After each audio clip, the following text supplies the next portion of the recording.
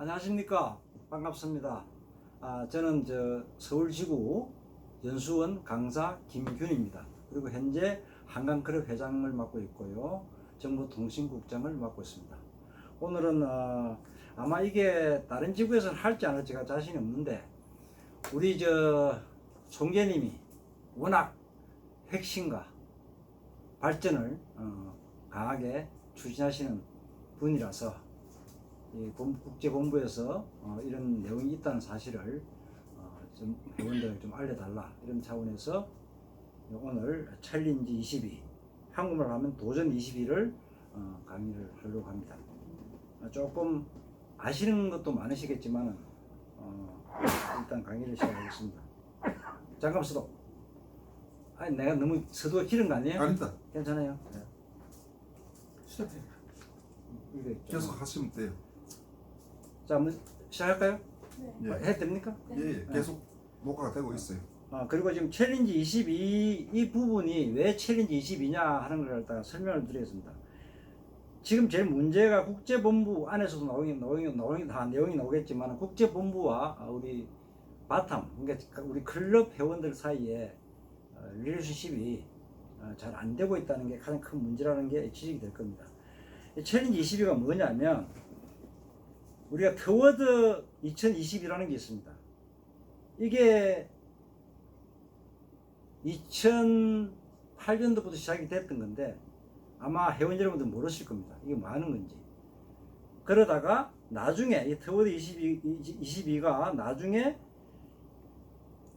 100년만 생각할 게 아니다. 2022까지만 하고 죽을 게 아니니까 앞으로 또 100년을 생각해야 된다. 그래서 이 터워드 22가 우리가 말하는 특별위원회입니다. 우리가 말하는 특별위원회입니다. 우리 상설위원회가 아니고 특별위원회입니다.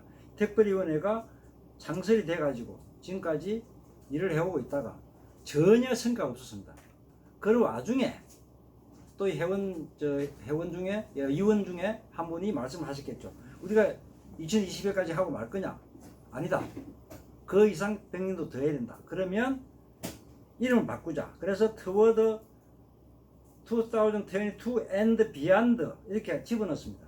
그래서 지금은 이게 통일되어 있습니다. 국제본부에 가셔도 비전 22, 그 다음에 Toward 22, 그 다음에 Toward 22 and Beyond, 이게 세 가지 명칭이 서로 혼용이 됩니다. 그래서 ICM에서 앞으로는 이거 하나로 통일을 시킨다. 그래서 지금은 Toward 2022 and Beyond가 이름이 명칭이 결정이 됐습니다. 그래서 특별위원회 명칭은 Toward 2022 and Beyond입니다. 자, 그리고 밑에 보시면 아시겠지만 우리가 창립이 1922년입니다. 그리고 100주년이 되는 해가 2020입니다. 그래서 100주년이 되는 2021을 어떻게 만들 것인가 하는 그런 생각에서 이 Toward 2022가 시작된 겁니다. 자, 그런데 Toward 22가 언제 시작됐냐? 여기 2008년으로 되어 있습니다. 저는 2010년도 요코하마 IC로 저는 생각을 했었는데, 이걸 제가 오기 전에 찾아봤습니다만은 아마 2008년도에 시작이 됐던 것 같아요. 특별위원회가. 그래가지고 2010년도 요코하마 IC에서 비전 2021을 발표를 합니다. 그래서 저도 좀 헷갈렸던 부분이 있던 것 같은데, 어쨌든 2008년도부터 시작이 됐답니다. 그럼 2008년부터 시작됐는데 2008년부터 지금까지 Toward 22 특별위원회에서 하는 게 하나도 없습니다. 그래서 밑에 나오듯이 실행 계획 없는 목표는 희망사항일 뿐이다. 이런 결론이 도달됐습니다. 그 한 페이지 넘겨. 네, 지금 이게 지금 금방 지나갔어. 됐어요? 하면 됩니까? 저거 보시면서 하면 돼요. 넘겨 달라 할 때 넘겨. 자, 그럼 지금부터 본격적으로 Toward 22에 대해서 설명을 드리겠습니다. Toward 22의 목표가 뭐냐? 100개국에 5만 명을 회원 확보하는 겁니다. 그리고 국제 YGM의 국제 위상을 제고하기 위해서 YMCA하고 지역사회하고 함께 봉사활동을 한다. 그리고 우리의 대중적 이미지를 제고시킨다. 그 다음에 YM 정체성에 문제가 생겼으니까 YM 정체성을 확립한다. 그리고 국제 Y점의 사명에 대해서 회원들의 인식을 개선한다. 이게 터워드 22의 목표입니다. 그런데 앞에도 보시겠지만 우리가 목표 달성도 못했고 그동안 한 게 없어요. 그래서 뭘 만들었습니까? 챌린지 21을 만들어서 실제로 목표 달성을 해보자 이렇게 된 겁니다. 자, 그러면 챌린지 20에 따라서 우리가 목표 달성을 할 수 있다고 믿습니까? Yes. 믿어봅시다. 예, Yes. 우리는 바뀔 것입니다. We can change. 자, 그러면 좋습니다. 자, 이렇게 이제 하겠다 그러는데 그럼 좋다. 이게 일반 대중들한테 먹어줄 수 있을까? 자, 그럼 우리 운동의 강점이 뭐냐? 우리가 뭘 이 회원들이나 일반 대중들한테 어필할 수 있냐? 그럼 제가 지금부터 우리가 최대 강점이 뭔지 한번 살펴봅시다. 자, 우리 최대 강점은 뭡니까? Y지면 정신입니다. Spirit. 근데 Y지면 정신이 좋다고 생각하는데 이게 지금까지 숨겨 있었어요. 왜냐면 사람들이 자기 프라이드도 없고 회원으로서의 자신에 대한 프라이드도 없어가지고 이게 지금까지 묻혀 있었습니다. 그런데도 불신은 살아 있었어요.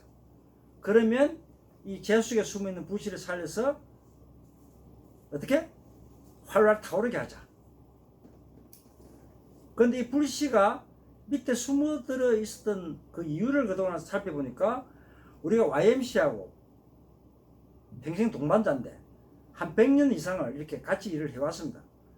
근데 경험면에서 너무 작았고 그 다음에 국제적으로 가시성이 너무 없었고 그 다음에 통일된 같은 활동이 없었습니다. 그래서 이것을 다시 살려서 우리 Y지면 정신을 전 세계에 파급하자. 이게 챌린지 20입니다. 지금까지 해왔습니다. 그래도 안 됐습니다. 챌린지 22는 우리 국제운동 또는 세계운동으로서의 우리 공동의 목표, 미래를 성취하게 하는 제가 보기에는 마지막 기회입니다. 자, 그래서 챌린지 22가 뭔지 한 번 더 다시 여러분들에게 각인을 시켜드리겠습니다. 자, 그런데 아까 말씀드린 챌린지 22, 터워드 22의 목표가 그렇게 되어 있었는데 이거를 아무리 말로만 하니까 안 되니까 그럼 어떻게 해야 되냐? 이거를 갖다 목표를 약간 변형을 시키자. 이런 전략을 세웠습니다.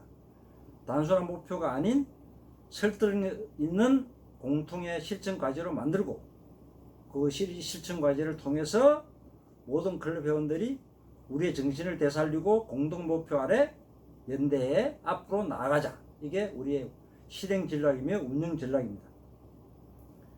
한 번 더 우리의 목표를 말씀드리면 2022년까지 100개국에 5만 명의 회원을 확보하여 YMCA와 세계 지역사회 봉사함으로써 더 나은 세상을 구현하는 것이 우리의 공동 목표입니다. 아멘.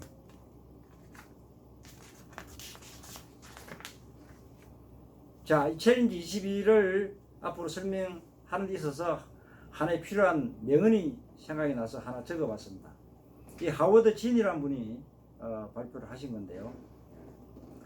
작은 행동 하나라도 수백만이 함께하면 세상을 바꿀 수 있다. 여러분들도 아마 이게는 100% 동의를 하실 겁니다.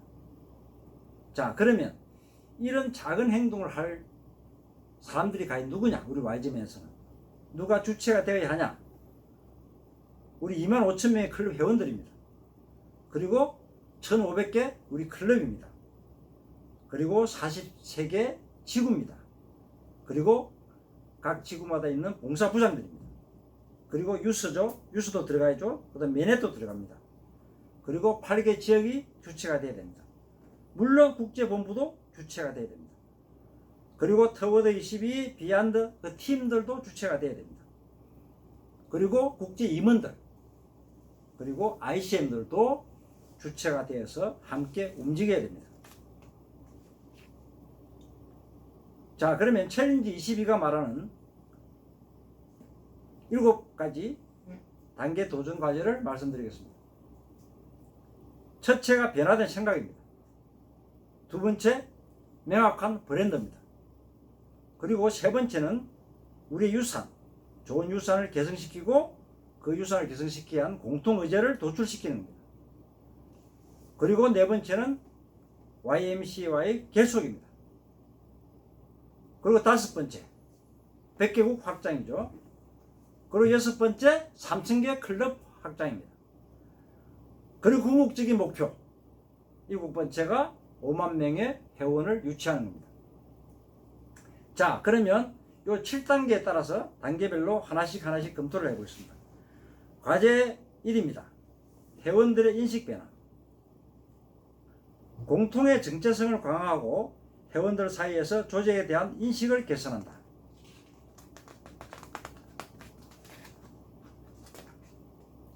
이 과제 1에 대한 해법입니다. 국제적 단계에서부터 일반 클럽 회원들 사이에 보다 많은 정기적인 의사소통 기회를 제공한다. 이런 의사소통은 흥미있는 관련 예시들이 들어있는 훌륭한 포맷을 만들어 프로페셔널하고 일관되게 진행해야 됩니다. 그리고 이런 것만 한다고 해서 서로의 관계가 좋아지진 않습니다. 개인적인 의사소통이 가능한 첨부가 되는 것이 좋습니다. 그리고 추진할 국제적 활동과 운동이 있을 시 미리 앞서 적시에 회원들과 정보를 공유하여 의사결정 시 그들의 의견을 반영하고 추후 실행 단계에서 박차를 기할 수 있게 합니다.